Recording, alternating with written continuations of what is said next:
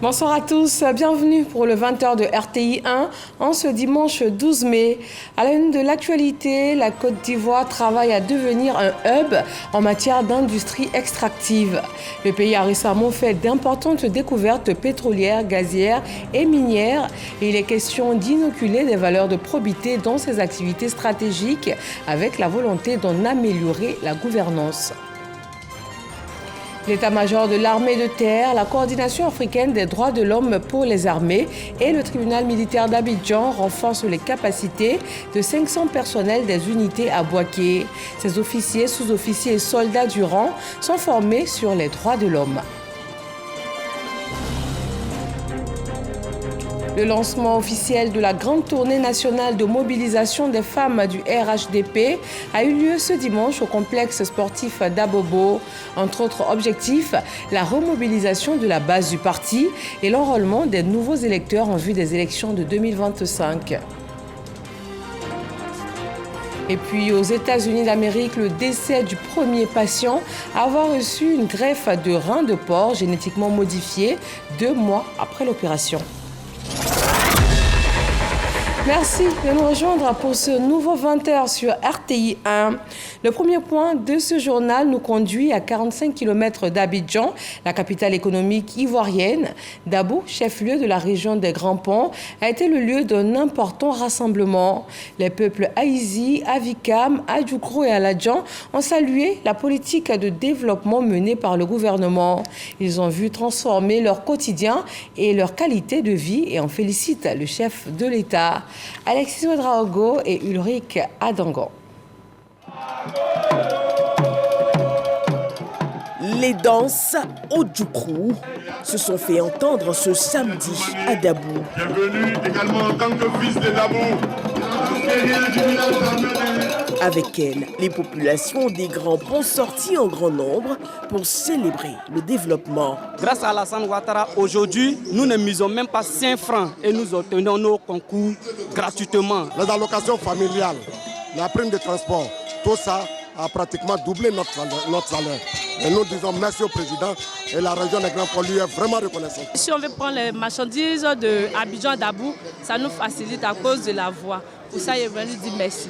Le pont de Jacquesville, la réhabilitation de la côtière, du tronçon Songon-Dabou, le bitumage des voiries urbaines, le reprofilage des pistes rurales, la réhabilitation des structures sanitaires et scolaires, le débarcadère, l'électrification, autant de bons points que célèbrent les populations. La région des Grands Ponts, constituée des départements de Dabou, de Grand Laou et de Jacquesville, rend aujourd'hui un hommage appuyé au président de la République pour lui exprimer sa gratitude et notre reconnaissance à bien des égards. Il convient de noter que cet événement constitue l'aboutissement d'un travail collectif remarquable qui a impliqué sans distinction l'ensemble des leaders et des populations des Grands Ponts. Vous voudriez bien transmettre notre gratitude et notre infinie reconnaissance à son Excellence, le Président de la République, pour nous avoir ramené la sécurité des personnes et des biens sur l'ensemble du territoire national, la paix, la quiétude et la cohésion sociale. Pour le ministre Adjé Silas Metch, cadre de la région, les États ne valent que par la qualité des hommes qui les dirigent. Et en la matière, le président Alassane Ouattara est un modèle d'efficacité. Loin d'être un champion de la pose des premières pierres, le président Alassane Ouattara est pour ainsi dire un poncif du pragmatisme, un modèle épuré du réalisme politique, un champion de toute catégorie du développement et des réalisations concrètes, visibles et palpables des infrastructures économiques pour le bonheur de ses compatriotes et le respect de l'image de son pays. Il travaille beaucoup parce qu'il n'a pas le temps de bavarder. Et ceux qui bavardent ne sauraient le distraire car il est concentré par le travail, il est crédible, respectueux, raffiné, élégantissime, respectable, respecté et travailleur. Plusieurs motions ont été portées par les cadres, les femmes et les jeunes pour soutenir la vision du chef de l'État Alassane Ouattara. Le Premier ministre Robert Begré-Mambé salue cette mobilisation des grands jours à Dabou. Comment imaginez-vous qu'on vous donne une belle route de Yopougon jusqu'à Dabou. Et que Dabou reste comme ça. Dabou ne peut pas rester comme ça. Parce que Dabou va changer. Grand Laou va changer. Jacquesville va changer. Vous aurez des grands hôtels à Jacquesville, au bord de la mer, au bord de la lagune. Vous avez vu que bientôt nous allons inaugurer le tronçon entre Dabou et San Pedro parce que la route est terminée. Ça, c'est Alassane Ouattara. Il annonce des lendemains plus radieux pour la région et pour toute la Côte d'Ivoire qui travaille. L'avenir des Ivoiriens préoccupe le président Alassane. Nous ne sommes pas venus pour nous amuser. Pour ceux qui nous connaissent, on ne rigole pas avec le travail. Avec Alassane Ouattara, on ne s'amuse pas avec le travail. On ne s'amuse pas avec l'avenir des Ivoiriens. Diriger un pays, ce n'est pas s'amuser. Ce n'est pas bavarder. Si on a envie de bavarder, on reste chez soi au salon et puis on bavarde. Mais si on veut diriger un pays, on n'a pas de sommeil. Demain, les Ivoiriens seront étonnés. Ce pays va changer complètement. Vous serez fiers de votre pays. Les problèmes de santé, les problèmes de logement, les problèmes d'école, les problèmes d'emploi des jeunes. Demain, tout va changer. Avec Ado, tout est clair, tout est propre, tout est net. On n'a pas envie de s'amuser. Quand je reviendrai, quand il m'enverra vers vous, ce sera pour vous annoncer les dates auxquelles nous allons commencer les travaux pour aller dans les villages. Il a fait pour vos frères à temps. Il a fait proprement. Il fera la même chose pour vous, mais à condition que nous soyons unis, solidaires, courageux et que nous soyons derrière lui pour l'encourager à continuer ce beau travail qu'il a commencé pour la Côte d'Ivoire. Des pas de danse ont rythmé cette rencontre qui a été aussi meublée de dons des populations au chef de l'État et du chef de l'État aux populations. Également dans l'actualité nationale, le lancement officiel de la grande tournée nationale de mobilisation des femmes du RHDP. Elle a eu lieu au complexe sportif d'Abobo et les objectifs sont clairs, remobiliser la base du parti et enrôler de nouveaux électeurs en vue des élections de 2025. Dangui. Les femmes du RHDP se sont donné rendez-vous dans la commune d'Abobo pour lancer le rouleau compresseur de leurs forces militantes à travers le pays. Cette mobilisation que vous avez vue, c'est l'engagement des femmes, de toutes les femmes RHDP, de toutes les sympathisantes, en fait de toute la Côte d'Ivoire. Nous sommes venus pour témoigner notre soutien à notre candidat. Nous sommes en bataille maintenant pour attaquer l'intérieur du pays, pour remobiliser nos bases, pour reconquérir des cœurs afin de conserver le pouvoir en 2025. Pour ces femmes, l'élection de 2025, c'est maintenant. Au sommet de leur parti, le mot d'ordre est clair. Au cours de cette tournée, nous irons à la rencontre de nos sœurs et frères, sans distinction de parti, à travers le pays. Nous écouterons leurs préoccupations, partagerons nos idées et renforcerons nos liens de fraternité, comme l'indique notre hymne national. Les femmes du RHDP ont décidé que leur candidat à l'élection présidentielle d'octobre 2025 s'appelle Alassane Ouattara. Le secrétaire exécutif du RHDP de révéler les enjeux de cette tournée nationale de mobilisation des femmes de son parti. Le président du directoire du RHDP, il m'a chargé donc de leur demander de redoubler d'efforts afin que l'opération e-militant qui est actuellement en cours, c'est-à-dire l'opération de recensement de nos militants, soit une opération réussie. Le deuxième message concernant donc la révision électorale. La révision de la liste électorale va démarrer certainement en septembre. Nous voulons faire en sorte que cette opération soit également une réussite totale.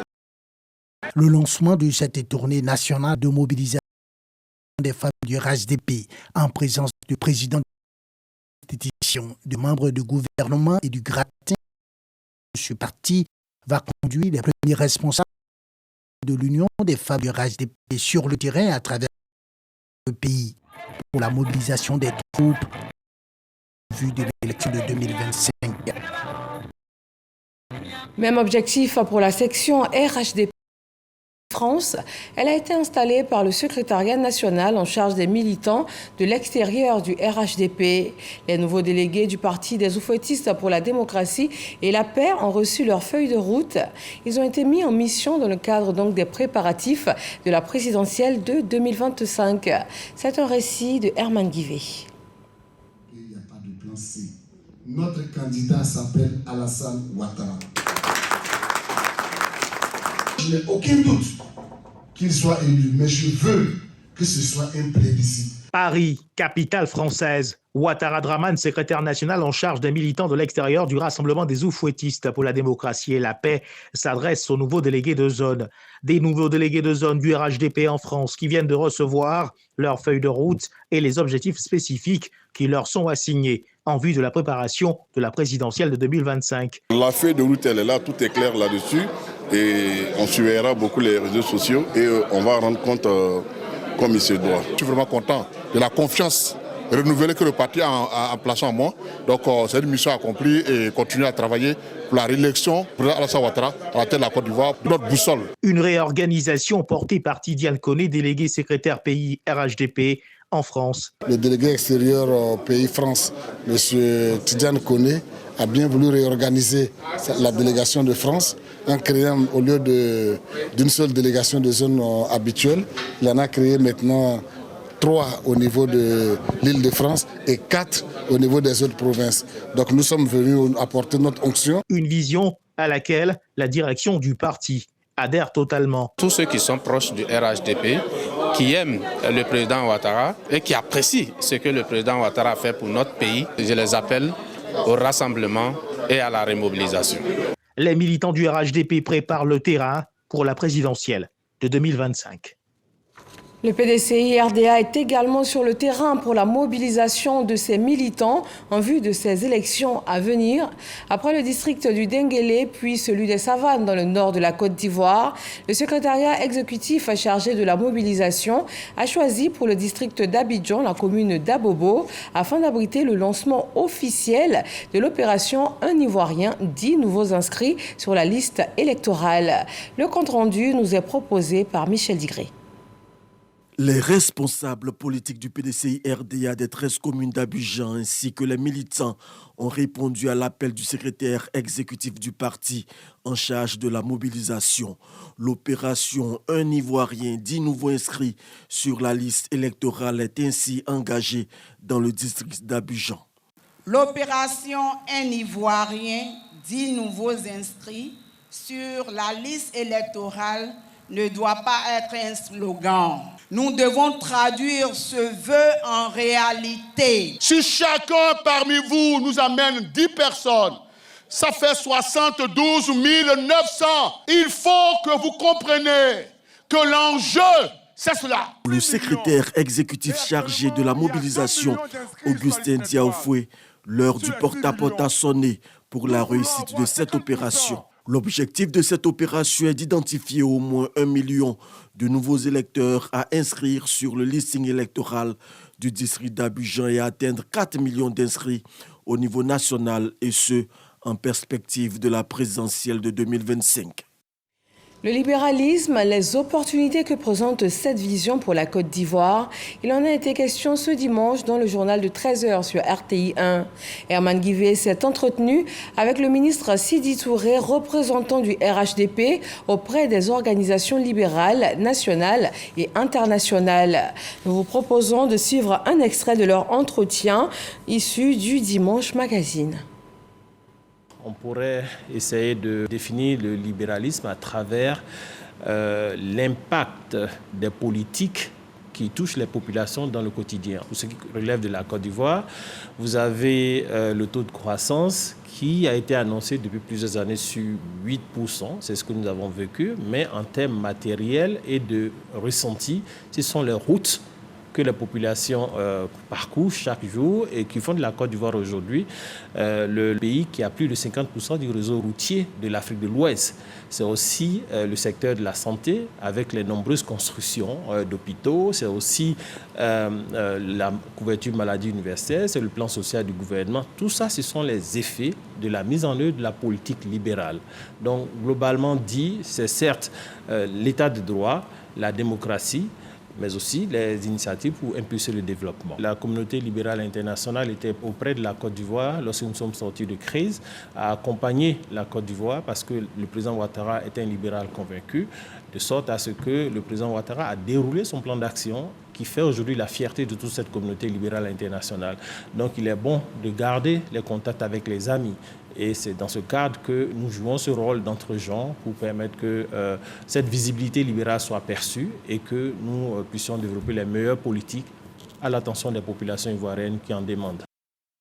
Et nous allons parler d'industrie extractive en Côte d'Ivoire avec les nouvelles découvertes pétrolières, gazières et minières. Le pays ambitionne de devenir un hub en la matière. Cette volonté politique implique que la gouvernance dans ce secteur soit améliorée. Le ministre des Mines, du Pétrole et de l'Énergie veut mettre un accent particulier sur les valeurs de probité dans ses activités stratégiques. Lancine Bakayoko. À l'entrée du ministère des Mines, du Pétrole et de l'Énergie, cette plaque des valeurs en 5 points rétablit les règles et se présente comme un outil qui prône les valeurs d'éthique et de bonne gouvernance. Ce changement a été imposé en partie à cause des exigences de plus en plus fortes des citoyens, attachés aux valeurs et aux principes d'équité, de justice et de transparence dans la gestion des affaires publiques, notamment dans les industries extractives. Une volonté forte aussi du ministre Mamadou Sangafoa Coulibaly. Notre ambition est de faire des ressources minérales et énergétiques le levier d'une nouvelle phase de croissance soutenue et durable pour la Côte d'Ivoire.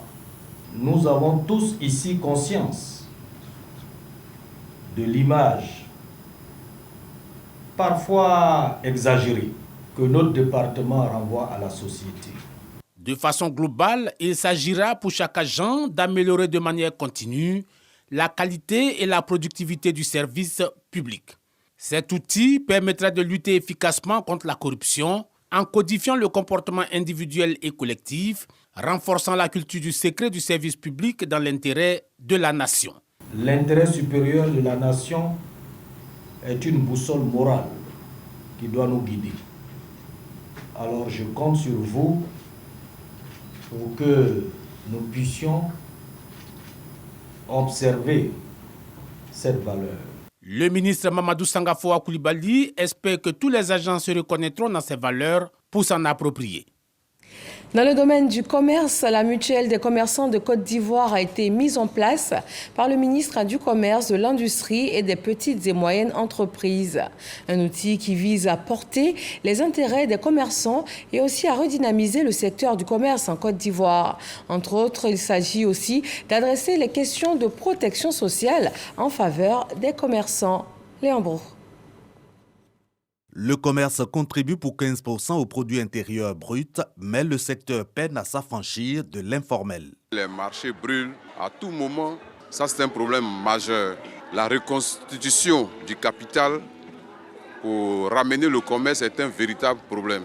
En d'autres termes, il n'y a pas d'assurance, il n'y a pas de garantie. Pour faire face aux défis, une nouvelle organisation, la MUCI, la mutuelle des commerçants de Côte d'Ivoire, portée sur les fonds baptismaux à travers la présente Assemblée générale.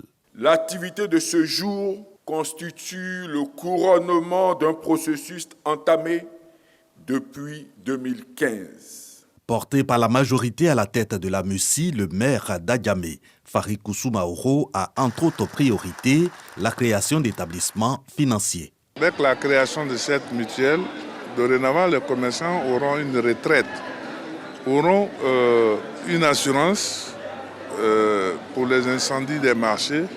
Également, nous ambitionnons la création d'une banque des commerçants qui n'existe pas en Côte d'Ivoire. Ce n'était pas encore venu avoir une bonne assurance, l'assurance qui va prendre les gens au-delà de 60 ans.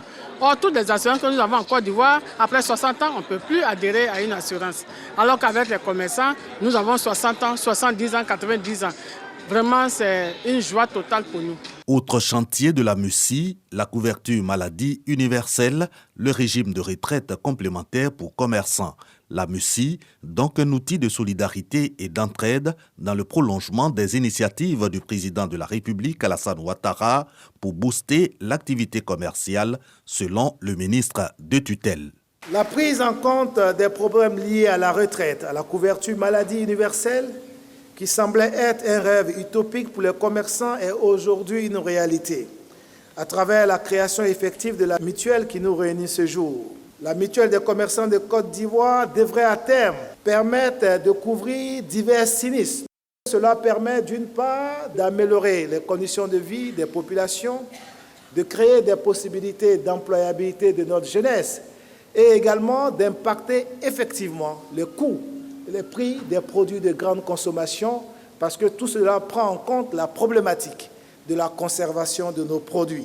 Le conseil d'administration de la mutuelle des commerçants de Côte d'Ivoire a un mandat de 3 ans pour positionner le commerce comme un levier de la croissance économique.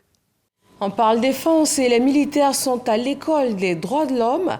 L'état-major de l'armée de terre, en partenariat avec la coordination africaine des droits de l'homme pour les armées et le tribunal militaire d'Abidjan, renforce les capacités de 500 personnels des unités de Bouaké. Ces officiers, sous-officiers et soldats de rang sont formés sur les droits de l'homme, les violences basées sur le genre et aussi les juridictions civiles et militaires. Soro Corona.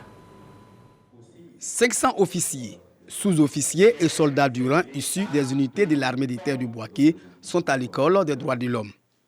Droit international humanitaire, droits de l'homme, régimes matrimoniaux et droits des successions, violences basées sur le genre, juridiction civile et militaire. Des modules inscrits à cette formation.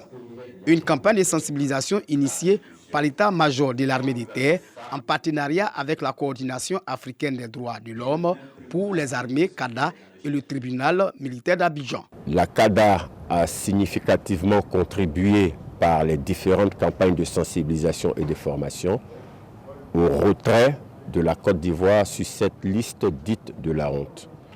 Et comme la formation est continue, nous continuons toujours dans cette optique-là. Pour le commissaire du gouvernement, l'ignorance conduit à la violation des droits de l'homme, même les plus élémentaires. Nous nous rendons compte qu'il y a beaucoup d'infractions qui sont commises dans l'ignorance. Et il est important de lever l'ignorance, de lever ces zones d'ombre dans l'esprit des hommes pour leur permettre d'assurer au mieux les missions qui leur sont confiées. Une communication sur le foncier a permis aux militaires de comprendre les différentes procédures d'acquisition de biens mobiliers. C'est d'attirer leur attention sur le fait que pour acheter un terrain, ils doivent prendre beaucoup de précautions, notamment vérifier auprès des services de la construction pour éviter de se retrouver dans des litiges. Parce qu'il y a beaucoup de parcelles qui ne sont pas approuvées, sur lesquelles il y a beaucoup de mouvements, de transactions. La coordination africaine des droits de l'homme pour les armées a déjà formé les hommes de l'armée de terre à Abidjan et à Daloa. Après Bouaké, ce sera le tour des militaires du Kourougou d'être instruits sur les notions des droits de l'homme. 2 années après l'organisation de la 15e conférence des parties à la Convention des Nations Unies sur la lutte contre la désertification et la sécheresse COP15, Abidjan Legacy Programme, en charge de cette COP15, a organisé une conférence de presse bilan. Objectif, faire donc le point de la COP15. Christian Mondé et Franck Adio. 2022-2024, 2 ans déjà que la Côte d'Ivoire a organisé la 15e conférence des parties à la Convention des Nations Unies sur la lutte contre la désertification et la sécheresse COP15. À présent, ce rendez-vous sur l'environnement, 75 000 délégués de 196 pays. Cette conférence est donc l'occasion pour le coordonnateur d'Abidjan Legacy Programme de faire le bilan. 2,5 milliards de dollars pour la gestion et la restauration de nos terres, dépassant de loin nos attentes qui étaient à 1,5 milliard de dollars. Les retombées de la COP15 se sont fait ressentir dans tous les aspects de notre société. Sur le plan économique, elle a généré des revenus importants et créé des emplois dans des secteurs tels que la restauration, l'hôtellerie, les transports et le tourisme. Sur le plan diplomatique, elle a placé la Côte d'Ivoire au centre de l'attention mondiale, renforçant notre position en tant que leader régional dans la lutte contre les changements climatiques. Pendant 10 jours, Abidjan a été l'épicentre de la planète en matière du débat sur les changements climatiques, la lutte contre la déforestation et la dégradation des sols. Un des succès diplomatiques phares de cette rencontre est la désignation de la Côte d'Ivoire à la tête du bureau de la Convention des Nations Unies sur la lutte contre la désertification. Abidjan Legacy Programme, c'était des attentes mais aussi des promesses dont les premières portent déjà satisfaction. Nous avons commencé à nous déployer dans les régions du Poro, de la Bagoué, du Folon, du Tchologo, des lacs du district autonome du Bas-Sassandra, San Pedro et Grand Béribi, afin de proposer aux populations rurales agricoles des options de développement durable et viable. Nous serons bientôt à l'ouest du pays, dans le Bafing, le Cavali, le Grémont, le Tonkoui, afin de couvrir tout le pays. La COP 15 en Côte d'Ivoire a été un moment décisif dans notre histoire. Elle a démontré notre capacité à accueillir des événements de très grande envergure. Elle a renforcé notre détermination à protéger notre environnement pour les générations futures. La COP 15 est prévue, elle, pour décembre 2024 en Arabie Saoudite. Et d'ici là, les rencontres internationales, la concertation et le partage d'expériences continuent pour la préservation de l'environnement. Le président de la COP 15 est en visite de travail à Erevan, en Arménie. Avant d'entamer son calendrier professionnel demain lundi, ce dimanche, le ministre Alain Richard Danvayi a visité quelques sites religieux, dont le siège de la chrétienté arménienne et le monastère Khor Virap. Retrouvons nos envoyés spéciaux à Erevan, Grace Kando et Kini Jacob. Erevan, capitale de l'Arménie, située entre l'Europe et l'Asie. Le président de la COP 15 hier pour une visite de travail. En marge de son séjour, Alain Richard Danvayi a visité ce dimanche plusieurs sites religieux. Le monastère Khor Virap, lieu où Saint Grégoire a été emprisonné 13 ans durant dans un cachot. Le site archéologique de Zouatnos, déclaré patrimoine de l'UNESCO, et la cathédrale Sainte-Etchmiadzin, siège de la chrétienté arménienne. La religion est un instrument de la foi. Ma foi est inébranlable, elle est indubitable en Dieu. Donc c'est heureux de venir voir comment la religion chrétienne a pu, elle, s'établir ici. L'influence aussi que d'autres religions ont eue sur ces religions chrétiennes. Parce que nous avons vu des traces de l'Asie et aussi des noms qui venaient d'Afrique. Donc c'est pour dire un peu toute l'universalité de la religion qui peut s'exprimer de différentes façons suivant les endroits où cette religion s'est développée. La particularité de ce site, c'est que c'est un musée très ancien qui a été conçu en 1896 et qui retrace en fait les origines du christianisme.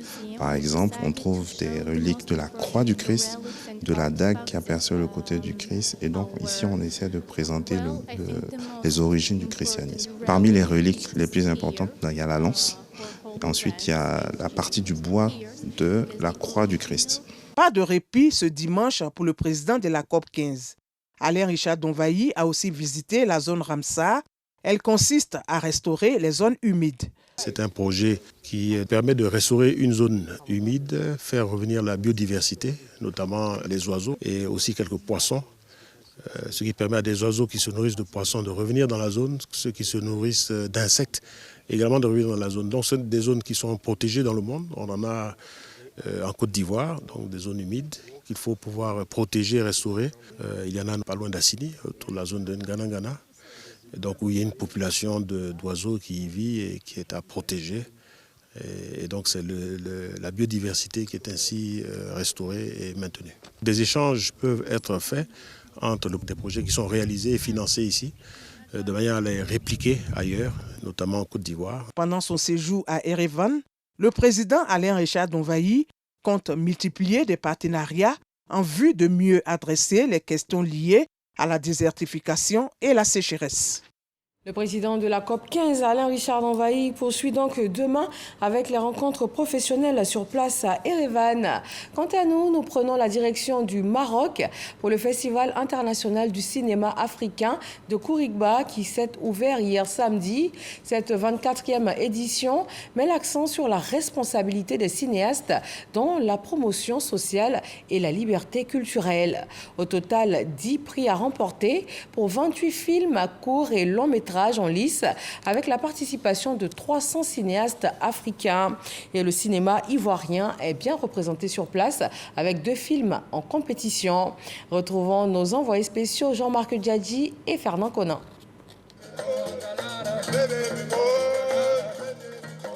Mélange de sonorités berbères et subsahariennes au complexe culturel Mohamed VI de Rouribga.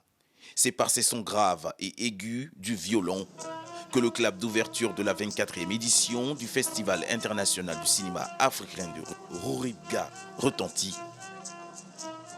Une ambiance qui facilite la synchronisation entre les 300 acteurs du cinéma africain et la vision de la fondation du FICAC, celle de promouvoir et de faire rayonner le 7e art sur le continent africain, à travers une réflexion profonde sur l'esthétique promotrice de liberté culturelle. Le continent africain regorge de talents extraordinaires qui utilisent le 7e art pour partager leur vision unique, leurs expériences et leurs perspectives. Notre festival cherche à les faire connaître et à les mettre en valeur. De cette 24e édition, 13 longs métrages et 15 courts métrages seront en lice pour 10 prix. La Côte d'Ivoire culturelle, à travers ses acteurs et réalisateurs, est encore présente à cette édition du FICAC. Le cinéma ivoirien se signale avec 2 films en compétition et une présence dans le jury des longs métrages. C'est un honneur pour nous d'être là en tant qu'Ivoiriens, fondamentalement. En tant que membre du jury long métrage, c'est quand même le prix le plus important de ce festival. Cela démontre la confiance qu'ils ont en notre savoir-faire. C'est vraiment un honneur pour moi de représenter mon pays et que ce festival-là, à mon avis, fait partie du top 5 des festivals sur le continent africain. La 24e édition du FICAC rendra hommage aux figures du cinéma africain en reconnaissance pour leur brillante carrière. Des conférences, des débats et des projections de films seront prévus sous fond de la célébration du 47e anniversaire du Festival international du cinéma africain de Rouribga qui prendra fin le 18 mai prochain. Pour terminer, l'actualité internationale de la semaine dans le 7 sur 7. Aux États-Unis d'Amérique, ce dimanche, le premier patient à avoir reçu une greffe de rein de porc génétiquement modifié est décédé 2 mois donc après sa greffe. Le Massachusetts General Hospital, qui a mené l'intervention, précise qu'aucune indication ne permet à ce jour d'affirmer qu'il s'agisse d'une conséquence de sa récente transplantation.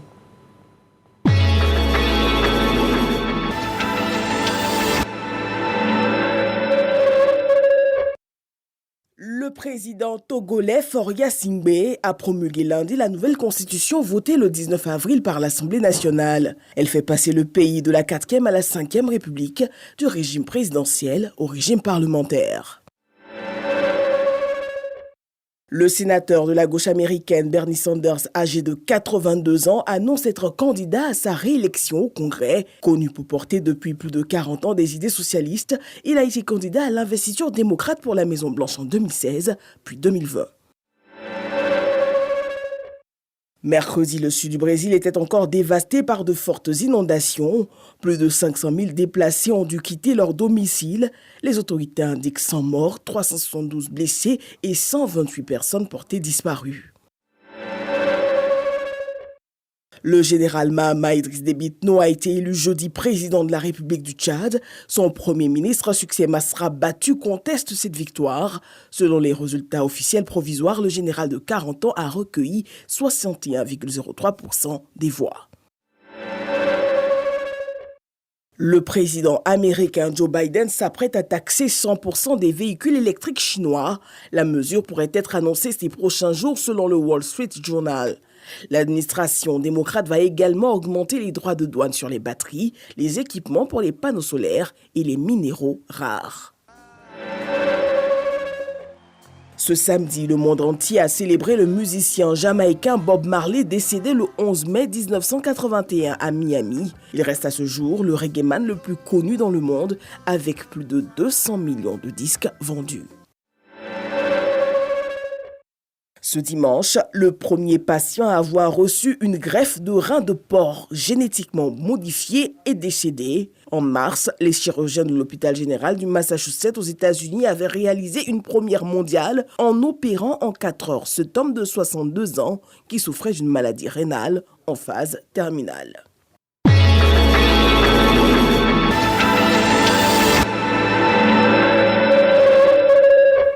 terminons avec un communiqué du ministère des Ressources animales et halieutiques relatif à la détection du virus de la peste porcine africaine à Boisflé et à Sangon. Suite à des mortalités suspectes de porcs signalées dans des élevages de porcs situés dans le département de Boisflé et la sous-préfecture de Sangon, respectivement le 1er et le 8 mai 2024, les services vétérinaires des différentes localités saisies à cet effet ont mené des investigations afin d'identifier la cause des mortalités.